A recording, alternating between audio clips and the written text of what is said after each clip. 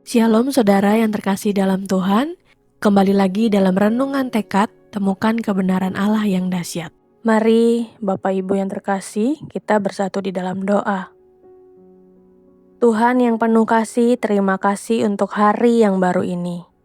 Terima kasih karena Engkau masih memberikan kami kesempatan untuk datang dan berdiam di hadapan-Mu. Kiranya dalam saat teduh ini, Engkau berbicara melalui firman-Mu, menenangkan hati kami dan meneguhkan iman kami. Kami serahkan waktu ini hanya bagi-Mu. Dalam nama Tuhan Yesus kami berdoa. Amin. Renungan hari ini terambil di dalam Roma 9 ayat yang ketiga.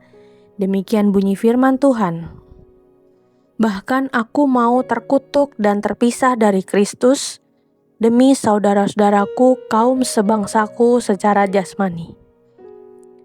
Saudara-saudara yang dikasihi Tuhan, renungan kita kali ini diawali dengan sebuah pernyataan yang begitu mencengangkan dari Rasul Paulus dalam Roma 9 ayat yang ketiga. Ia menyatakan kerelaannya untuk dikutuk dan dipisahkan dari Kristus demi keselamatan saudara-saudara sebangsanya. Pernyataan ini bagaikan guncangan yang mengukur kedalaman sebuah kasih. Di sini kita melihat sebuah hati yang tidak hanya sekedar peduli, tetapi telah bertransformasi hingga memiliki keberanian untuk mengasihi dengan taruhan yang tertinggi, mencerminkan hati Kristus sendiri yang rela berkorban.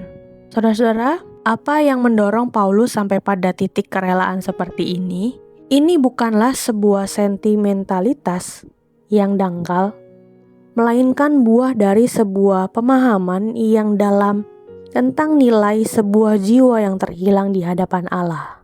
Paulus melihat bangsanya bukan sebagai kumpulan orang yang menolaknya atau musuh Injil, melainkan sebagai umat yang sangat dikasihi Allah, namun sedang tersesat.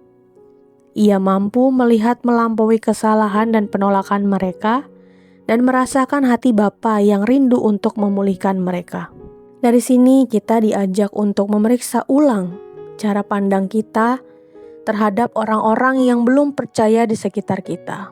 Apakah kita melihat mereka sebagai gangguan, sebagai proyek, atau bahkan sebagai ancaman? Ataukah kita sudah belajar memandang mereka dengan mata penuh belas kasihan?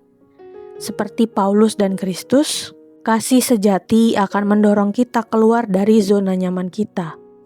Rela mengorbankan waktu, kenyamanan, bahkan reputasi kita hanya untuk melihat sebuah jiwa diselamatkan.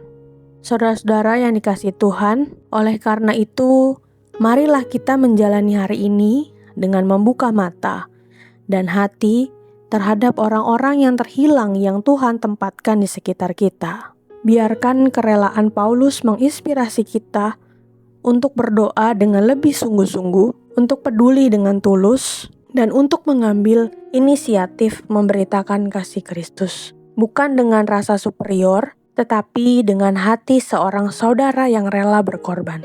Kiranya kasih Kristus yang begitu besar mendorong kita untuk mencintai jiwa-jiwa yang terhilang dengan cara yang nyata. Mari kita bersatu di dalam doa.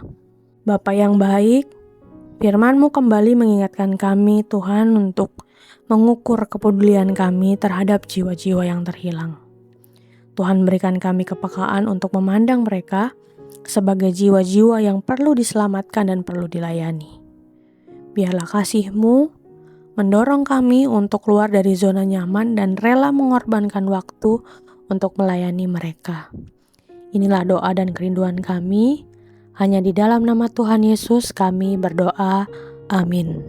Saudara yang terkasih, jika saudara memiliki pokok-pokok doa yang dapat dibagikan kepada kami untuk kami doakan, saudara-saudara bisa mengisi pada link deskripsi dari tayangan ini atau men-scan barcode yang ada di tayangan ini. Kami akan mendukung di dalam doa untuk setiap pokok-pokok doa yang ada. Dan jika saudara-saudara diberkati melalui kebenaran firman Tuhan hari ini, silahkan bisa dibagikan tayangan ini kepada siapapun yang saudara rindu untuk mendengarkannya.